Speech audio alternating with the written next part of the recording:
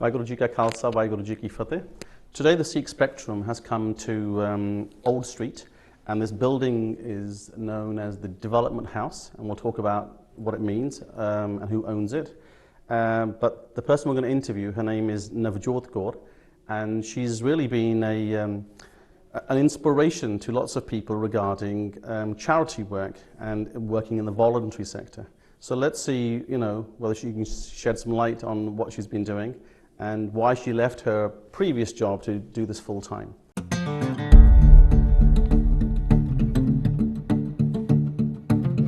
What's the point of having children? The whole point we want children is so that our legacy is carried on.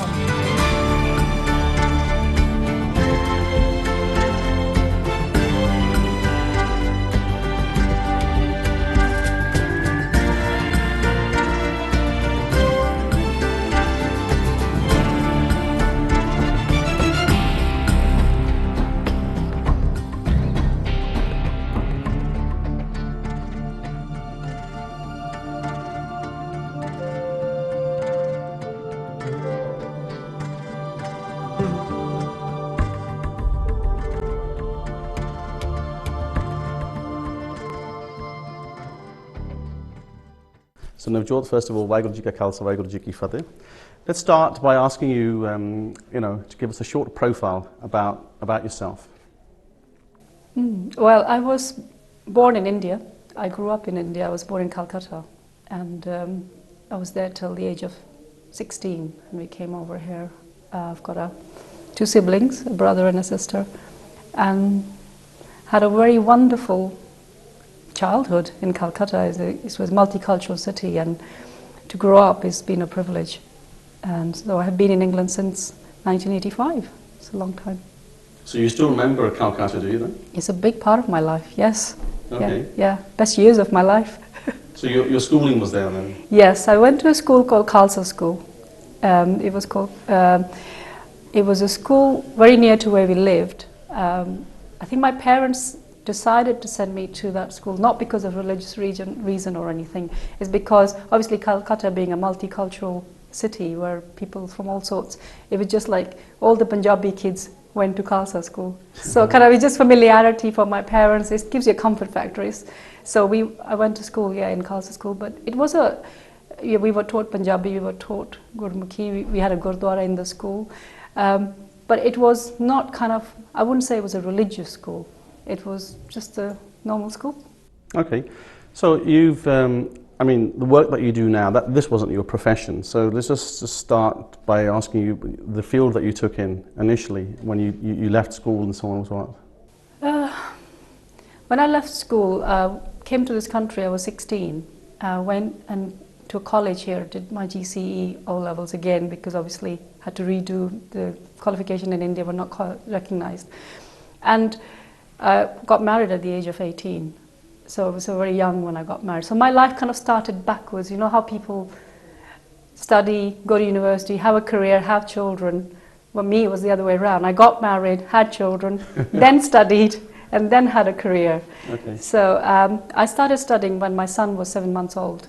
That was my second child.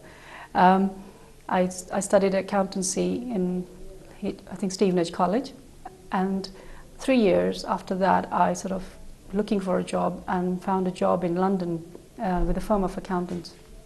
So I joined in as a trainee accountant with a firm of chartered accountants. And I worked with them for 3 years. I never finished my qualification.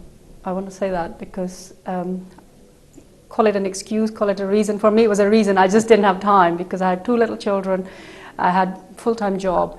But I'm qualified, but that has never stopped me from being a finance director of organizations that I have been in past. Okay. So I'm part qualified, but qualified by experience, as they call it. Okay. So I sort of started from there, really. I've been an accountant, still do that work. Okay, that's an interesting analogy about reverse roles rather than, doing your education and then getting married and so on. What about this, going back to this building, a development house? Who owns this building and why is it in Old Street? Right, this building is owned by a company called Ethical Property. They got few of these buildings. This is a very old 70s style building you must have noticed from outside. It's a horrible block building, you know, not much of character. And they went about acquiring these buildings with a view to let it out to charities. It's almost like, I mean, there are, I think, 15 or 20 charities housed in this building. And the idea behind it is that charities have a very small amount of money but yet in this day and age, we have to work as professionals. You know, we still have to have a corporate outlook.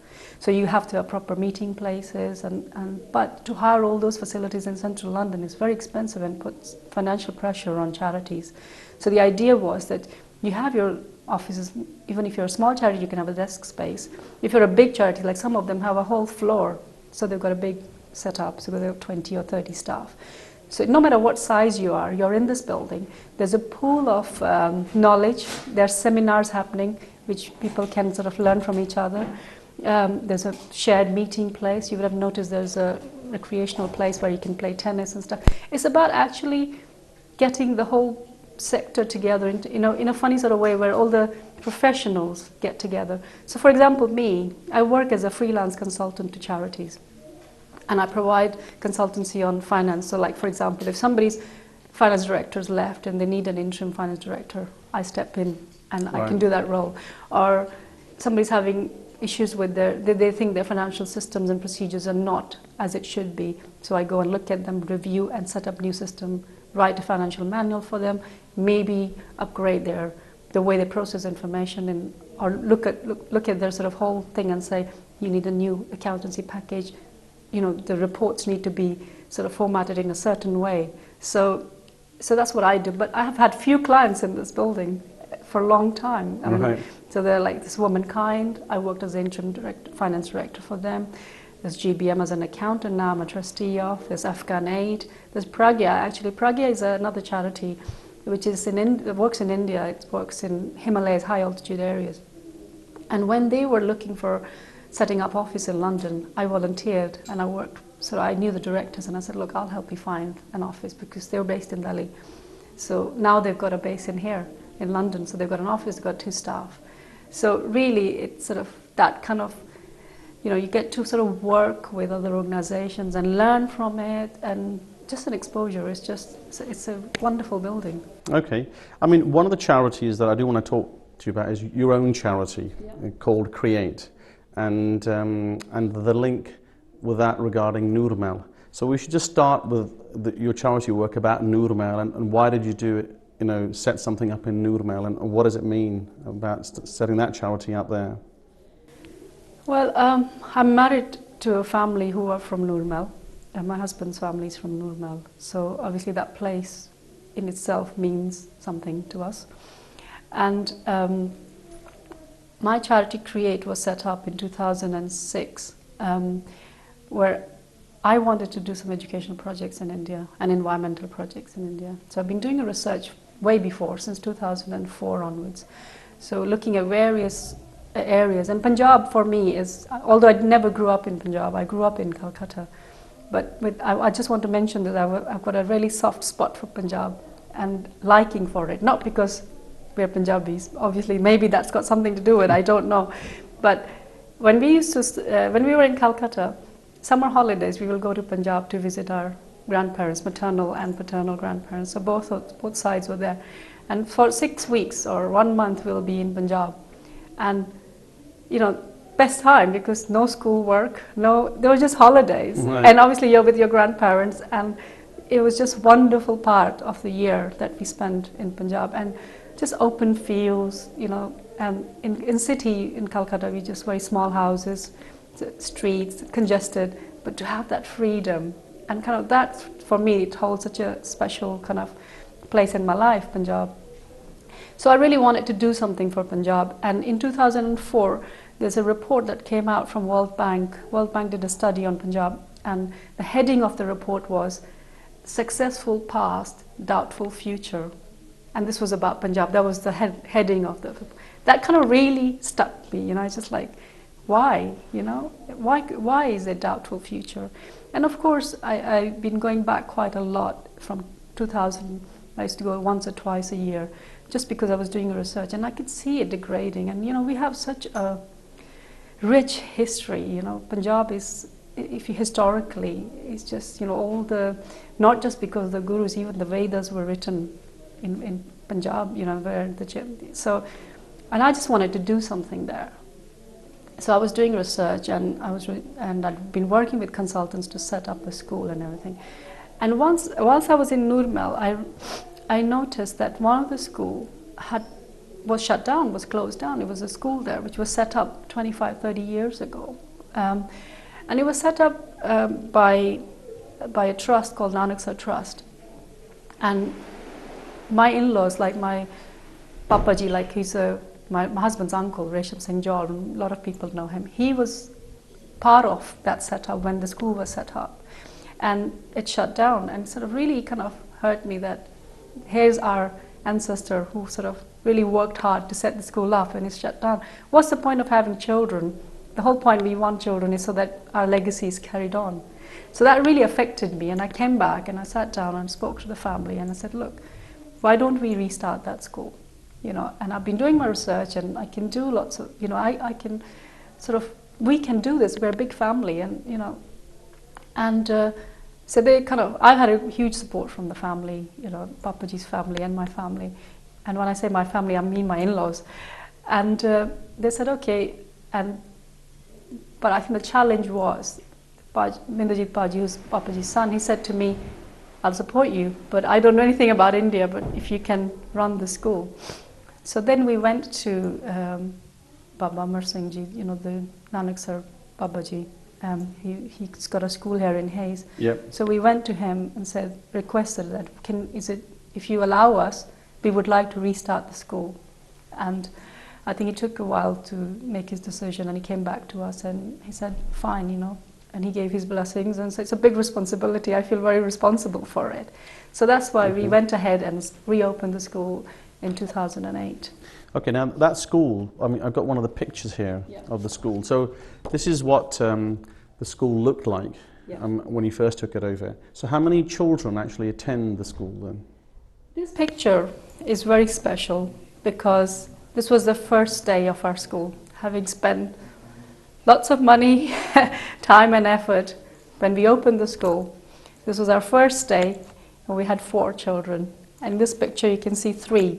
The 4th one was crying so much, he was outside with his dad because he was crying. And, you know, and you still doubt yourself thinking, oh my God, will it work? You know, we've only got 4 children. We should have had more. So when that year finished, by the end of year we had 10 children. In year 1 we only had 10 children, we had 4 staff. And we had this huge building and lovely ground.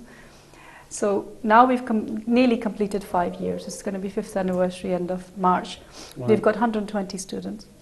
Is it a private school?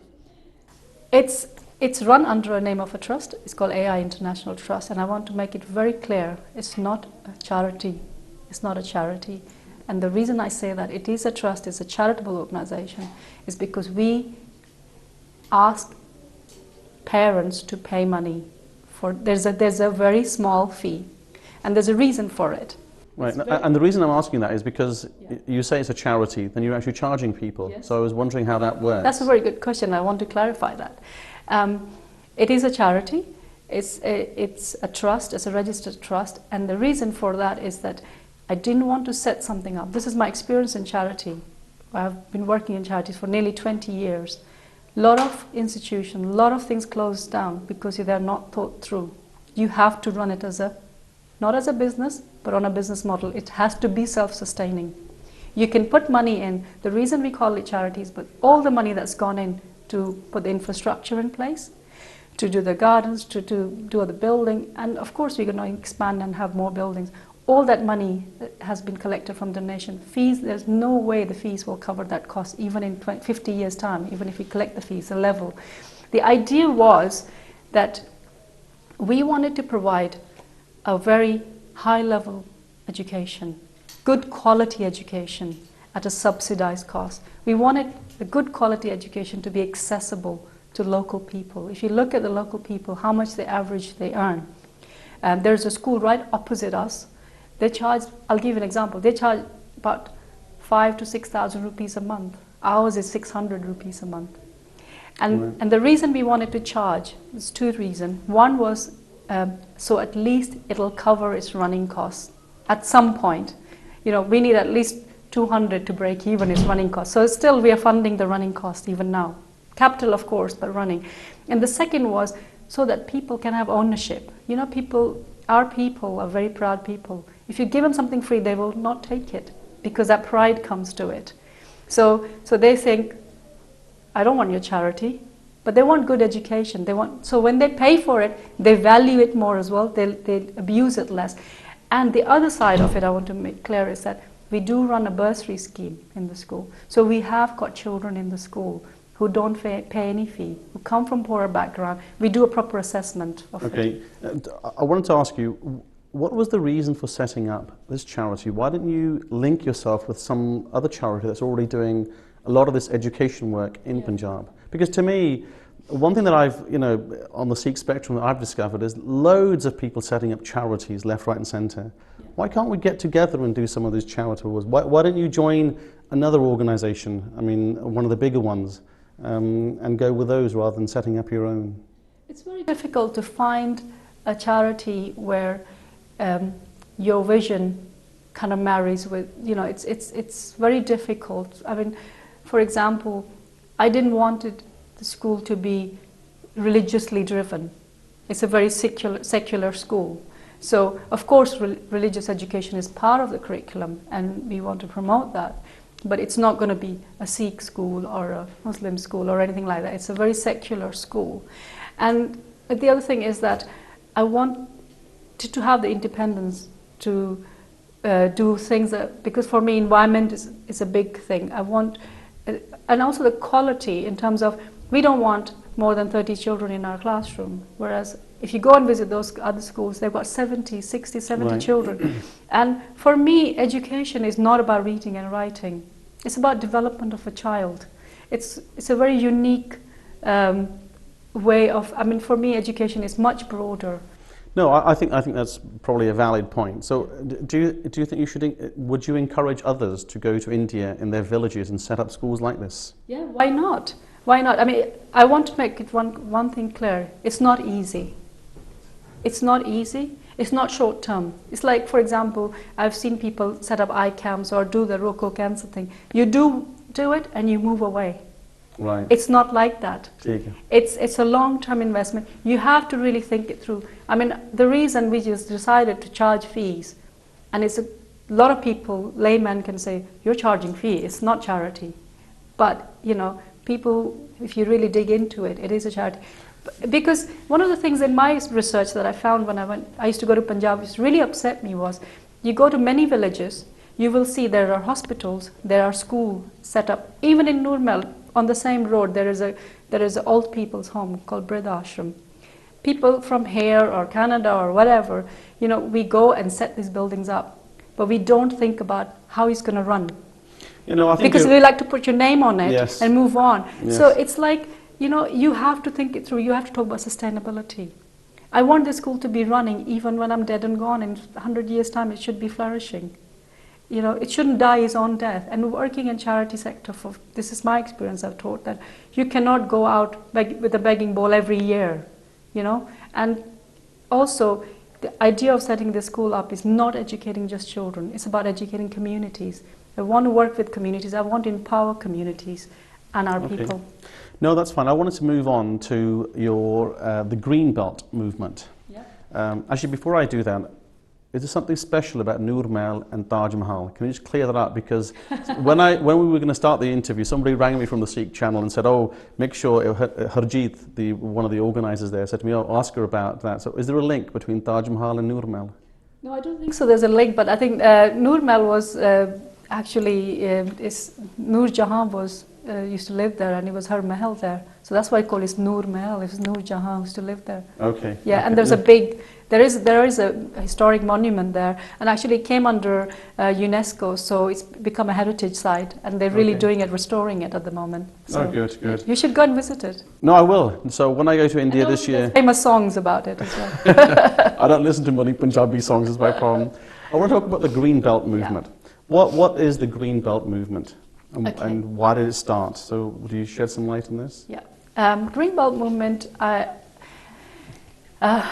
it's a charity. It is set up by a very inspirational lady, Professor Wangari Maathai, her pictures at there. She set this up 30 years ago in Kenya, before environmental issues they're quite fashionable nowadays. They were not even heard of 30 years ago. It was a big thing. She basically started this movement for just to help women, rural women, because she was an environmentalist and she has love and passion for her land. And in her book she talks about where she grew up, and there was streams and trees and how they disappeared over the years. So it's really upset her. And she wanted to help the communities by just very simple, helping women, because they were out of firewood. They had to travel to collect wood. The soil was degrading. There was no water. So she just said, why plant trees? Because it helps the soil, it provides firewood, it provides food. So I think she just started this movement of planting trees. And obviously she's been doing that since 1977, and obviously doing a lot of advocacy work around environment and trees as well. And in I think it was in 2004, she won a Nobel Peace Prize for it. And and it was the first time I think an environmentalist got a Nobel Peace Prize, because they asked obviously you ask how is that linked with peace, but obviously it is, because the whole land issues and rights and stuff, if you're content, then the place will be peaceful. And that's why the Norwegian committee kind of awarded her this Peace Prize. And yeah. So was she an inspiration to you then? I mean, this is her autobiography, this book. Yeah. So do you think she inspired you then, or? Yeah, of course. I started working for Greenbelt Movement as an accountant, as a freelance accountant. I should point out you're a trustee of the charity now. Yeah, so right? I'm just about to tell you that. When I was appointed to do their work, because as a result of Nobel Peace Prize, she obviously became a kind of a global figure. So then she needed to set up offices in US, in Japan, and so our office in London is a Europe face of the Greenbelt Movement. We don't do actually any work here, but the work's done in Kenya. But we do advocacy work here and fundraising, of course. So when they set this place up, so they needed, obviously a very small charity here, but they needed somebody to do their accounts. So again, being in this building, so I became their accountant. And what happened was, when my work was done, and I said to them, look, you really don't need me. You just need a bookkeeper. Now it's for me to move on. And I remember I was visiting Kenya and at program review, and she said to me, Navjot, I want you now to become trustee of my organization. So I couldn't say no to her. She was just such an inspiration. And so now I am a trustee of Greenbelt Movement Europe, and I've been for I don't know how many years now. That's great. I think that's a wonderful story, especially when people have an influence like this on you, and being a Nobel Prize winner. So, I wanted to also ask you about the future of your charity and the work that you're doing. So, where do you see yourself then in the future in these charities? Because you're a trustee of a number of them. Are you going to focus on a few of them? Are you going to hand them over to your children? What's your plan about that? It's very difficult to talk about future just as yet. I've just started, I feel. When I was growing up in India, we learned about something when we were very little. This is in Hinduism, in Vedas, they talk about these 4 stages of life. And they sort of put it in 4 pockets, like you have your childhood, then you have your family life, then you have your community life, then they used to go to mountains and stuff and become, sages and stuff in search of God, so they say. And I feel I'm on my 3rd stage now. I've done my children and everything. Okay. So now it's the community work that I want to do. I do want to expand my work in India. I want to focus on education and environment. I think there's a lot of work need to be done. I'm currently just looking at setting up training centers because out of the school, I've learned a lot, what the issues are, what the problems are in our villages in Punjab. Why isn't there quality education? So I'm beginning to get to the roots of that. So obviously expand on that, still work with organizations like Greenbelt and other charities, because that gives me the global, what's happening in the global international world in terms of policy, how it affects our work in India or anywhere in the world. It sort of keeps me, because it's very important to work at that level as well as on the grassroots level. Otherwise, you're working in isolation. Okay, so I have no plan of handing it over to my children. They will have their own life. They will make their own choices in their life, and I have no intention of putting pressures and passing my dream on to them. They will have their own dreams. No, the only reason I asked you that question was because, you know, the Indian mentality is get ghar de vich gal rakhni, and you know, so it's good. I think it's great that you're not doing that. You can't have boundaries when you do humanitarian work. You can't have boundaries. You can't have religious boundaries, families, or anything else. You have to rise above all this. Otherwise, you're not doing justice to your work. That's how I feel. No, I think that's great. So, I mean, we've nearly come to the end of the interview. Is there any last words you want to say? I just want to say that if anybody wants to go out there and do work in whatever areas, it doesn't have to be in Punjab, anywhere, you know. My only sort of, there's two things I want to say. One is about themselves, and the other thing is about the work. Please think it through. Think about the project, where it's going to be in 20 years' time, not just now, you know, because it has to be longer lasting, because it does take that long for the results to come out. Only some things you can plug gaps, but really, if you want to set something up, think it through. And the second thing is about, you know, yourself. Be yourself, because it's so important. We are always so busy being like I said to you before, good father, good mother, good this, and we forget to be ourselves. You know, you have to be true to yourselves. And there's this great line that I always I've tried to live by it. It says, I'd rather be hated for who I am than be loved for who I am not. You're right. No, and I want to thank you for allowing us to come to the Development House today and organising this interview. Thank you. So, with that in mind, this is the end of the interview. I hope that you know, Navjot has at least opened or shared some of her personal views and the work that she's doing. And if anybody wants any advice, they're more than happy to contact the Sikh channel. So with that, let's finish the interview. Waheguru Ji Ka Khalsa, Waheguru Ji Ki Fateh.